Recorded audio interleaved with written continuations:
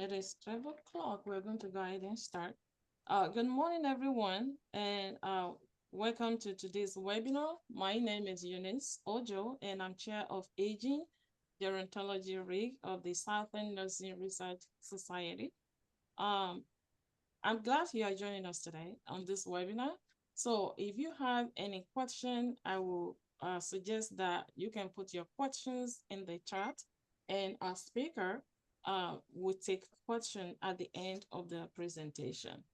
So before introducing the speaker, I want to share a few things about our rig. So a aging gerontology rig, we promote the advancement of research for the care of older individuals using innovative approaches to guide and promote the care of healthy, chronically ill, and frail older adults.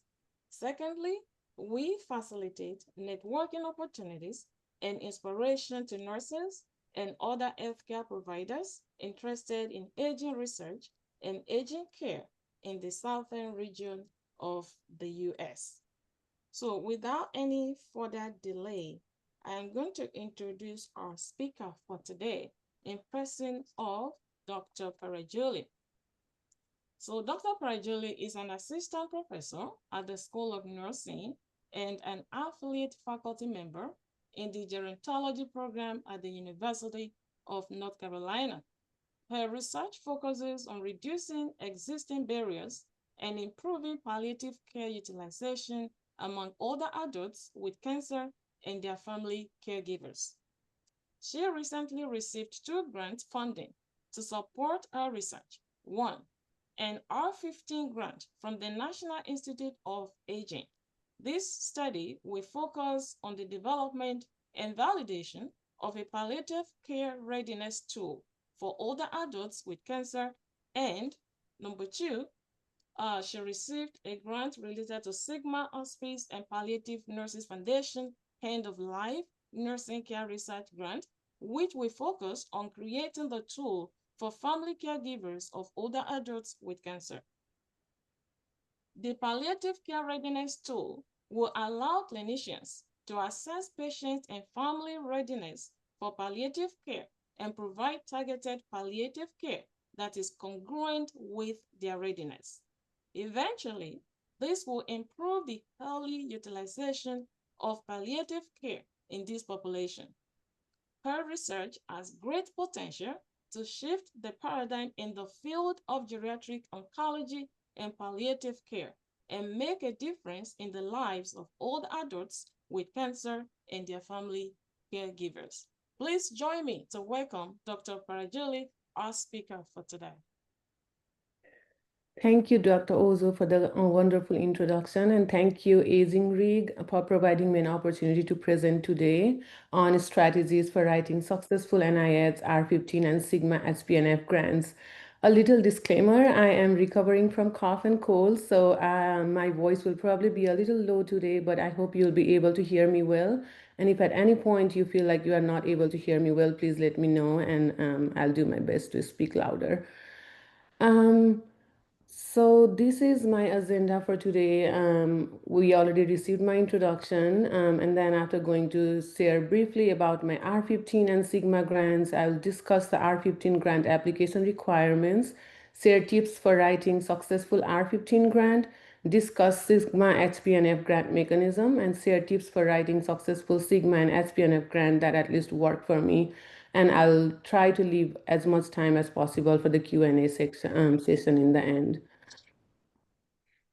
So first of all, before moving on to what R15 grant mechanism is, I wanted to share briefly on what my R15 grant is about. So my R15 grant is titled Development and Initial Validation of a Palliative Care Readiness Tool for Older Adults with Cancer. So some of you who may not be familiar with palliative care, it is a holistic approach to care where we provide care in all the domains. That is important to provide holistic care for people with cancer as well as other serious illness. And there's a lot of negative stereotypes about palliative care regarding associating it with end of life or hospice care. So there is a lot of barriers in timely enrollment in palliative care. And one of the main reasons is that patients and family are not ready to accept palliative care. So that is why we propose to create this palliative care readiness tool with the hope of improving their readiness over time so that they can accept the interdisciplinary palliative care team referral. So I had three specific aims for my R15 research study: to develop the readiness tool, to establish the content validity of the tool, and to establish the preliminary conversion validity and test-retest reliability of the tool. My study had four study phases. For phase one, we are conducting semi-structured interviews with a diverse group of 20 older adults with cancer, where we are including people from white, black, and Hispanics, race and ethnicity, as well as rural urban residents. For phase two, we are conducting two rounds of expert panel survey with 10 palliative care experts, followed by a phase three with focus group with 6 palliative care experts. And then in phase four, we are conducting cognitive interviews with 20 diverse groups of dyads of older adults with cancer and their family caregivers. And to establish the preliminary conversion validity and test-retest reliability, we'll use the global question on palliative care readiness from the perceptions of palliative care instrument and assess the palliative care readiness during the cognitive interview and 2 weeks afterwards. And this also is included in phase four. So there is a lot of things to do in this R15 grant. We are currently in phase one, where we are completing semi-structured interviews with older adults with cancer. So this is what my R15 grant is about. Now I want to move on to discussing what is an R15 grant mechanism. So R15 grant are called Research Enhancement Awards. So the purpose of this mechanism is to support small-scale research projects at educational institutions that provide baccalaureate or advanced degrees, but who have not been a major recipient of NIH support so far. The purpose is, of course, to support meritorious research, but also two main purposes of the R15 mechanism is to expose students to research and strengthen the research environment of the institution.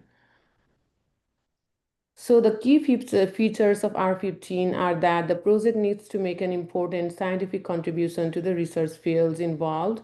It is a 3-year project. It provides up to 300,000 in direct cost for the period of 3 years. The research strategy includes 12 pages. I know for some of the grant mechanism it's only 6 pages, but for this one it's 12 pages, so you have enough space to write about your research strategy. The scoring criteria is similar to R01, but again, the emphasis should be on student engagement. Can have multiple PIs, but all the PIs have to be eligible for the same R15 notice of funding opportunity. R15 grants are considered a small grant, and it also does not change your early stage investigator status if you are in your early stage. And it is a renewable grant. Once you are done with your R15, you can submit an application for the R15 renewal.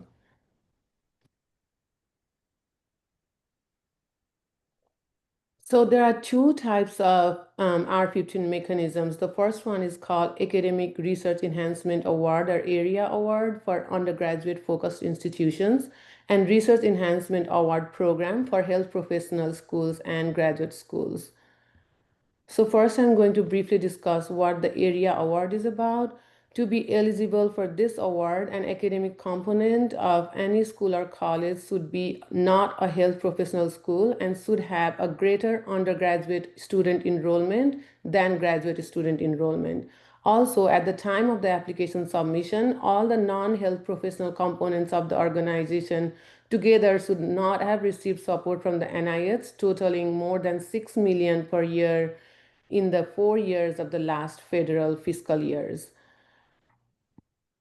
The R15 REAP program, the Research Enhancement Award Program for Health Professional Schools, for this one, the applicant must be from an accredited public or non-profit private school that grants baccalaureate or advanced degrees in health professions or advanced degrees in biomedical or behavioral sciences. Again, the main difference between the two is that the other one does not focus on health professions, whereas this one focuses on health professional school.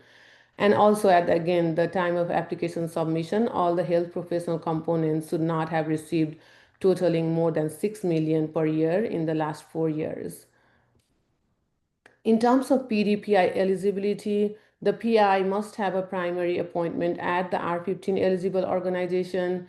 They should not be a PI or PD of an active NIS grant at the time of an R15 award. They should not be awarded more than 115 grant at a time. And eligibility usually only applies to the PI and multiple PIs, but this does not apply to collaborators, other consultants, or sub-awardees. So there are many NIH organizations. Actually, I think 22 NIH organizations participate in the R15 grant mechanism. So depending on what your topic is, you can research on whether a certain NIH institute funds your R15 or not when you are planning to apply for the application. So I've listed the NIH organizations over here, and later on I can also share the slides or the links to get to these organizations. So in terms of the due dates, the standard due dates are February 25th, June 25th, and October 25th. Um, for my grant, the first submission I submitted in, I believe, June of 2022.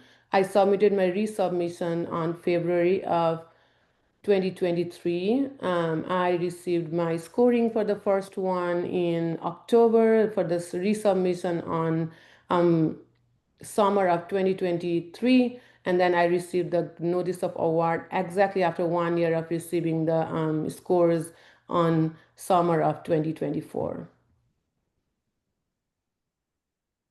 So there are currently four R15 notice of funding opportunities. Again, I can share the link in the chat later on. So the first one is the HEAL initiative, which is calling for pain research enhancement programs, and it is a clinical trial optional one.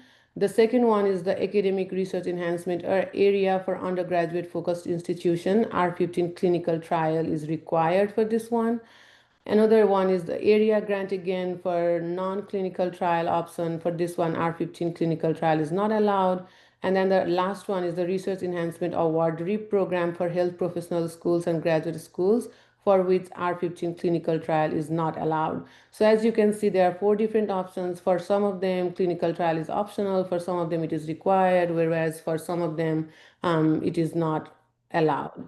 And so depending on whether your research is a clinical trial or not, you can look at this different funding announcement and make a decision on which is the best fit for your research.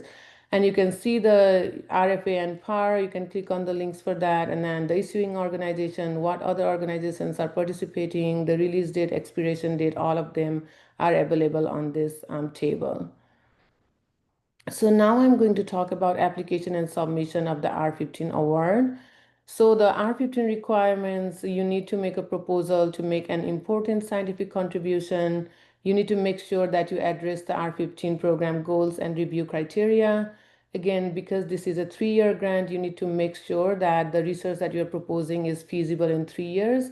And when you are looking at the feasibility, it's not just about the timeline, right? Not just, that is it's feasible in 3 years, but also whether you have the resources in your organization, whether you have the, enough effort for yourself as a PI, whether you have, enough students to hire and involve in your project, and whether you have, the environment available at your institution to make sure that you will be, successful to carry out the project in 3 years. Again, the 12 post proposal limit for the proposal, so you can have enough space to write your grant in the 12 pages. Make sure that you have a strong research team. And again, this is applicable for any grant that you write, right? You need to make sure that you have a strong research team with all the expertise needed to make sure you successfully carry out your research. And then again, one of the most important aspects of the R15 grant is that you need to have a solid plan to include undergraduate and or graduate students in your research. And student involvement has to be significant or meaningful. There needs to be a plan for intentional recruitment of a diverse group of students, and the research would result in students receiving co-authorship in publications. Yeah, I am. I'm okay. What's that? Again, I want to emphasize the students' involvement being meaningful or significant. So where you write the R15 grant, make sure to write how you are including students in all the different stages of your project. For example, when you write your research strategy, you can list how students are You broke going it. Is there any swelling that you can feel? Just hurts? Sorry to interrupt. Michelle Night Wonder, I think you are unmuted. If you could please mute, that would be great. What I would say is that when you get home, we can give you some Motrin, and we can put some ice on your jaw. You might have irritated the joint, Yeah. jaw joint, basically.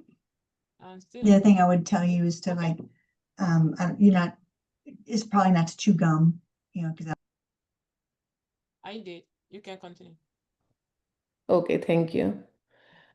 So again, like I want to emphasize on the student involvement part, you need to make sure you are going to write about how you are going to include your students in all steps of your research. So write in your strategy that, they are going to help in participant recruitment, or whether they are going to help in data collection or data analysis, or, preparation of publications and presentation and things like that. You need to write specifically in different stages of your grant so that student involvement is integrated throughout your grant proposal. That is the most important aspect of an R15 grant, which is different from other NIH grant mechanisms.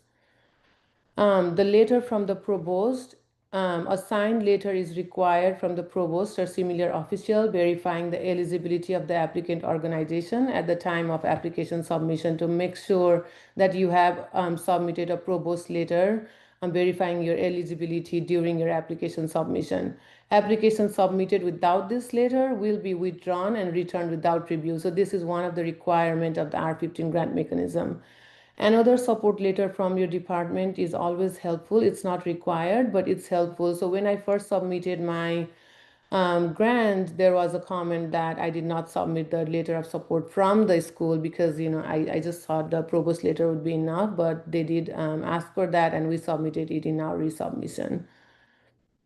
In terms of facilities and resources, this is another area where you need to make and write a strong facilities and resources page, especially gearing to the requirements of R15. So in addition to describing all the facilities and resources that you have in your institution that will, ensure the successful completion of your R15 grant, also make sure that you include how this grant provides opportunities for students to engage in meritorious research, including what activities they will participate on. Again, you are providing opportunities to students who have not been involved or did not have opportunity to be engaged in, biomedical research. So again, explicitly state that, convey how the project will stimulate student interest in biomedical sciences.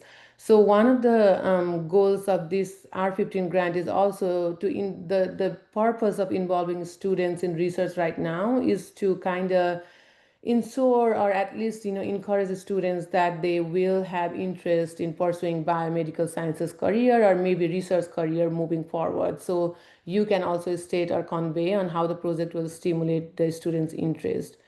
Also include how the receipt of this grant enhances the research environment of your college and university. So in addition to involving students, how are you enhancing the research environment of your university? You can say again, like, you are providing opportunities for students to engage in your research. You might have plans to, create a research core or, for my grant, for example, I said that we'll be creating a palliative care research core or maybe a palliative care research center or something like that. And so including like how it enhances your research environment will be a strong plus point for your grant. And then plans for recruiting students for diverse underrepresented backgrounds. You can, with the current, administration and our current funding landscape, I'm not sure like how much this is important. So you can talk to your program officer about this. But again, plans on recruiting diverse underrepresented students is always a strong plus point for the R15 grant. And then is the R15 grant proposal or the receipt of this grant is having an impact on the PD or PI. So in my case, I was a new investigator for NIH. I was also an early stage investigator for my NIH, and also my co-I was the same. So we included how this NIH, grant mechanism or the R15 mechanism was going to support our research trajectory or provide us the needed expertise to establish us as independent investigators and things like that. So you can include that as well, and all of this will make a strong case for why your R15 is a strong proposal. So some additional tips for success. Some of the tips I shared earlier were specific to R15. These are also specific to or may be helpful for many other mechanisms as well. But I'm going to share some tips that work best for me. So first, find out if your institution is eligible for an R15 or not, right? So the first thing you need to do is whether your institution is eligible or not. And again, the eligibility criteria is that you should not have received over $6 million in the last 4 fiscal year per year in your institution. Find a topic that is highly significant in your field. Again, this is applicable for any grant. Read the notice of funding opportunity carefully. Find out which NIH institution funds this type of work or that best fits your topic. And I'm going to show you how you can find that in NIH Reporter. So in my case, my research topic focused on palliative care in individuals with cancer, especially older adults with cancer, right? So my research topic fit within three NIH institutions, NINR, NCI, and NIA. My application was initially submitted in NINR, but because it was focused on older adults, later they suggested that I transfer to NIA, and then finally it was transferred to National Institute on Aging NIA and was funded by NIA.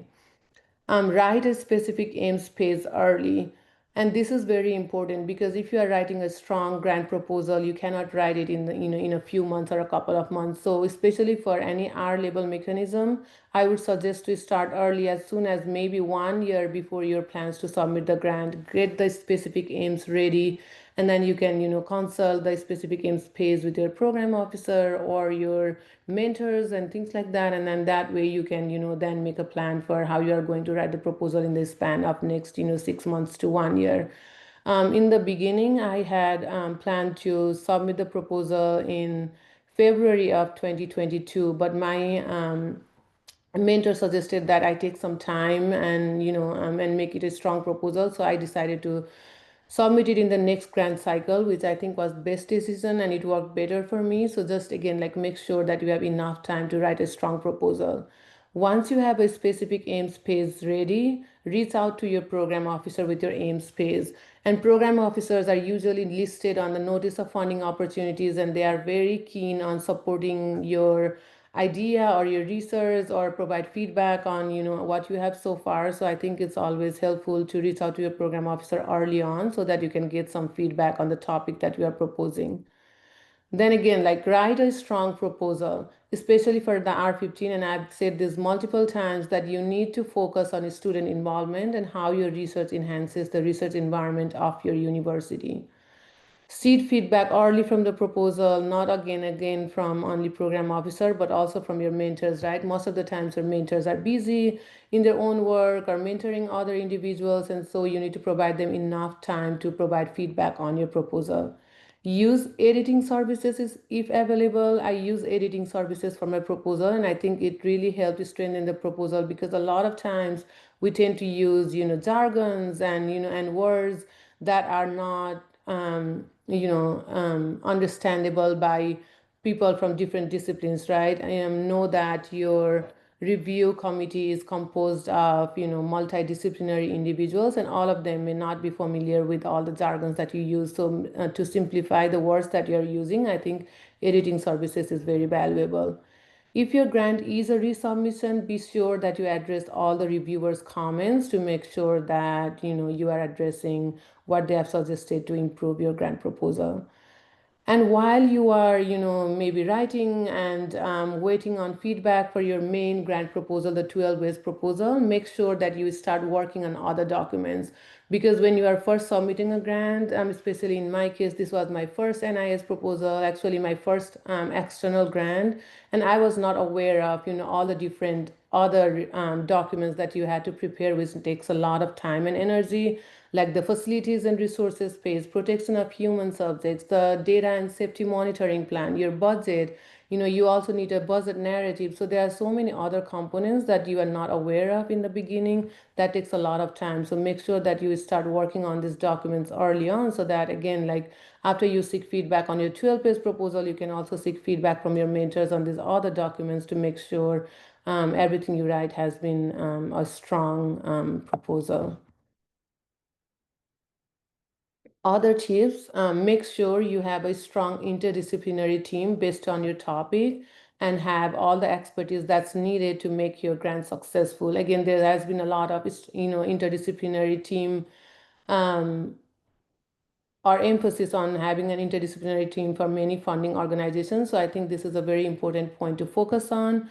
You can include national experts in the field as consultants if possible. For my grant, I needed a palliative care consultant. I also needed a geriatric oncology consultant, and I reached out to national experts in the field to make sure that they provide me the necessary mentoring needed, but also to make sure that we write a strong grant proposal, right?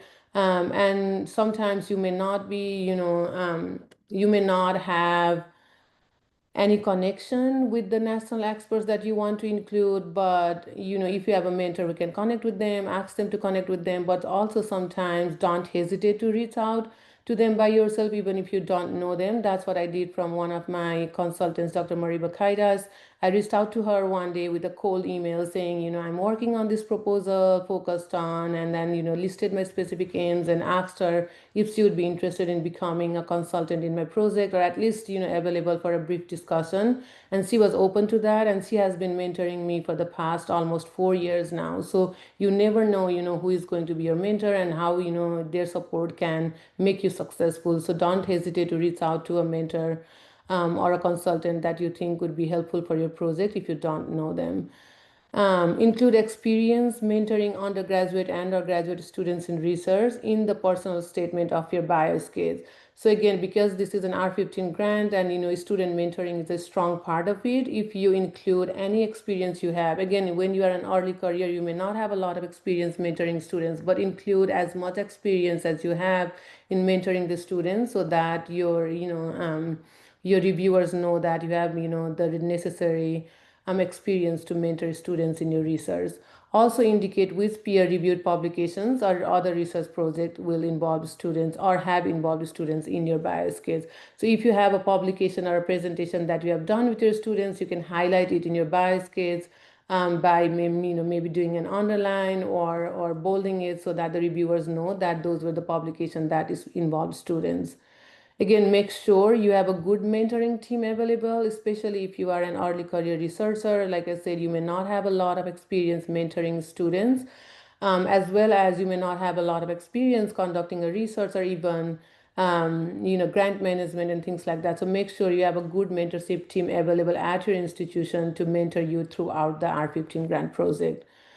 Make sure that you see some examples of previously funded R15 proposals, and I'm going to share you how you can look at that to know what kind of proposals are being funded in your field and whether your proposal is a better fit for them or not. Also seek a grant example if available at your institution. Main institution may have some, R15 grant proposals available that you can take a look at. Maybe your colleagues in your own institution may have that. If not, NIH has some examples, and I provided a link over here which I can share in the chat later to seek a grant example so that you can take a look of what the proposal consists of. So this is what the NIH reporter looks like. If you Google NIH reporter, this is the landing page that you get into. And then if you type R15 in that search bar, it will show you all the R15 grants that are funded by different NIH institutions so far. So this is a great way of identifying what kind of R15 proposals are funded so far, what kind of institutions are funding it, whether your topic fits into some of these institutions that are funded or not. Sometimes, your topic like mine can be, submitted across multiple institutions, and we know that, some institutions may have better funding opportunity available than others. Some of them have, better funding successes than the others. So I think this is a great way to find out what would be the best institution to submit your proposal, but also to know what kind of R15 grant proposals are funded so far. I've included some helpful links in the slide over here. And then again, like I'll also share it with later in the chat, or you can also reach out to me for the slides.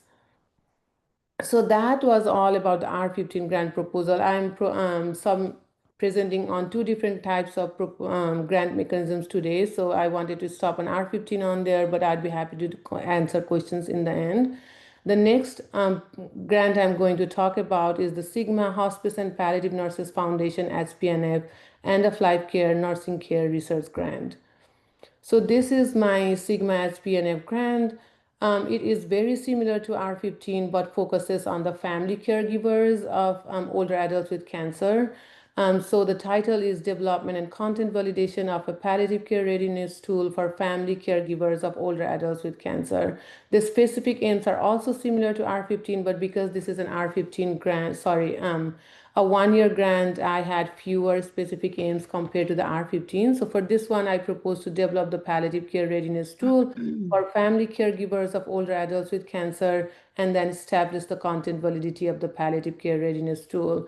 And for this one, we are conducting semi-structured interviews with a diverse group of 20 family caregivers of older adults with cancer, followed by one round of expert panel review with 10 palliative care experts. Again, the specific aims are much lower in this one because this is a 1-year grant. So because this is funded or co-funded by Sigma and Hospice and Palliative Nurses Foundation, you can take a look at the grant mechanism at both of their websites. It's available in both Sigma's website and Hospice or Palliative Nurses Association's website. So the purpose of this grant is to encourage qualified nurses to contribute to the advancement of nursing care through research. Proposals for pilot and a development research may be submitted for this grant. In terms of the grant details, it's available for 1 year. Funding is $10,000 US dollars. Deadline is 1 April 2024, and funding date was 1 August 1, 2024. And I wrote the deadline for my grant when I submitted over here. But again, make sure to check on their website. The deadline is usually on April for this grant. In terms of the eligibility criteria, you have to be a registered nurse with current license, hold a master's or doctoral degree, or be enrolled in a doctoral program, ready to implement research project when funding is received, complete the project within 1 year of funding. And even though it's not required, it has said that preference is given to Sigma and our Hospice and Palliative Nurses Foundation end of life care nursing members, other qualifications being equal. So even though it's not required to be the members, they have said that preference will be given to people who are members of these both the organizations. And I was a member of both Sigma and HPNF, so I was successful to get this grant. In terms of materials, they require bio sketches. For the main proposal, they have 15 pages. Even though this is a small grant, again, you have 15 pages to write your proposal, so you can have enough space to expand in your proposal on the needed area. The project budget is $10,000. They require an appendix section where they require facilities and resources, project timeline, any questionnaires that you are using for your research, references, etc. And they need 3 support letters from your colleagues, and it could be from your mentors, it could be from your consultant, whatever you think will make a strong support letter, you need it for them. In terms of support letters, so a lot of times when you submit grant applications, you just include the support letters along with the grant application, right? But for this grant, it's different. After you submit all the required documents in the grant portal, they ask you to submit the name of 3 references. They are going to write the support letters for you. So make sure you submit the grant ahead of time so that you provide time for your letter writers to write the letter. Again, like, you cannot ask them in advance and submit it yourself. So this is something to think about, and make sure that you have allocated enough time to, again, for them to write the support letters. So they require, for the main proposal, they require 8 different things. The purpose of this study, the significance, specific aims or hypothesis, theoretical or conceptual framework, literature review, methods, time frame, and support. For the literature review section, they have not asked specifically for innovation, but it's always good to include innovation, right? Because it strengthens your proposal. So I included innovation within that section. For the method section, they do not provide any specifics on what needs to be included, but again, I included the research team, that my research team had interdisciplinary team, and also I included results of some of my preliminary studies to make sure that again the proposal is strong, but they do not specify these things in their requirement. And then within the support, you need to include facilities and resources, any collaborative arrangements you have. If, for example, with any institution or external organization, you can include that. And then any consultative support you are going to include for your research.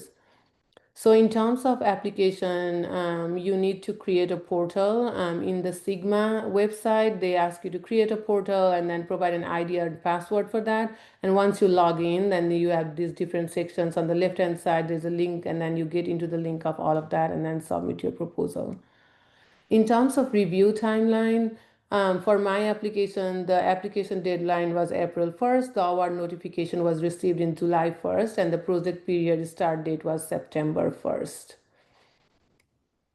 So it's a pretty quick turnaround, as you can see, with I think around 3 months in between, the grant deadline, the notification, and the project start date. So tips for success for this grant, I would say, a lot of things that I just shared for R15 would, apply for this grant, because I shared a lot of tips for, grant writing in general. So start early, even though this is a small grant, as you know, with the current funding landscape, proposals or, grant funding mechanisms are getting more and more competitive. So make sure that allocate enough time to write this grant as well. And because this is a smaller grant, maybe 3 to 6 months in advance would be a good time to start writing the grant. Seek feedback early and revise as necessary. Make sure that you include all required components, especially the bio sketch and the support letters. Sometimes you can include all the bio sketches of the research team that you are including. But in the support letter, especially if you are an early career investigator, make sure how the letter writers or the people you are including for your letter of support will be supporting you in successfully carrying out your research. Again, make sure you have a great mentoring team. Again, maybe the people who write support letters for you is your mentoring team. So make sure you include how they are going to mentor you for the grant period or the proposal that you have proposed to conduct. So these are my references, and that's all for the two grants. And I'm happy to answer any questions you may have for me.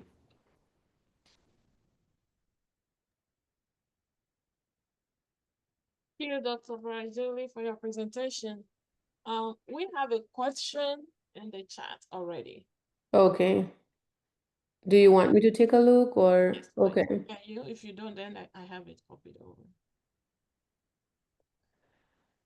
Yes. So for the R15 area grant, Can you read the question so that others yes, can sure. benefit from it? So there's a question in the chat that asks, are there any R15 grant policies and which type of students we should be engaging in research, example, clinical graduate students, DNP, MSN, PhD students, etc., or do they like to see diversity in the types of students that will be engaged? So for the R15 area grant, or you need to have a higher number of undergraduate students compared to the graduate students, but you can include both graduate and undergraduate students in the area grant, but the number of undergrads have to be higher than the number of graduate students. For the REAP grant, there is not a specific requirement. You can include both graduate and undergraduate students in that. And in terms of diversity, because my school, I applied for the REAP grant, which is for a health professional school. I included students from public health and nursing for my research in terms of diversity, in terms of discipline. But also one of the things that I'd emphasize is that you also need to have diversity in terms of underrepresented students, whether you are going to provide opportunities for students from underrepresented minority backgrounds, or students who are in rural areas, or low income students, or things like that. So you also need to show that you are going to hire or involve diverse students who are from underrepresented backgrounds as well. Thank you. I hope I answered your question, Kyra. Let me know if you need additional clarification. But any other questions for me?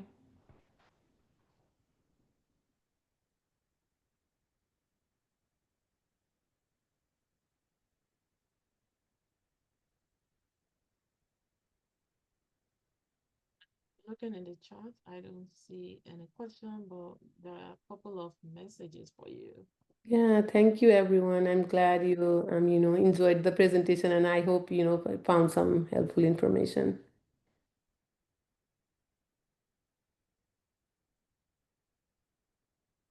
Okay. We can wait a couple of minutes if there are going to be any more questions. Or if Yeah, there again, if any anyone is planning to write, any of these grant mechanisms, and if you have questions at any point, or if I can be helpful in any way, please do not hesitate to reach out to me. that's good to know. Yeah, sure. Thank you.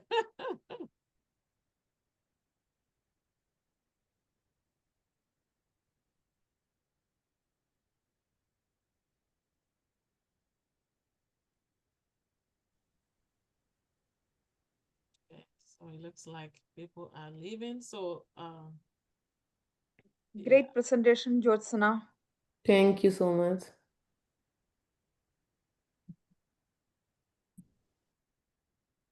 right. Okay. Well, if anyone would like to join our rig, Aging Gerontology Rig, you are welcome to join us. We have great stuff we're doing together, our webinars and presentations at conferences. So you're all welcome to be part of us. Thank you so much, everyone.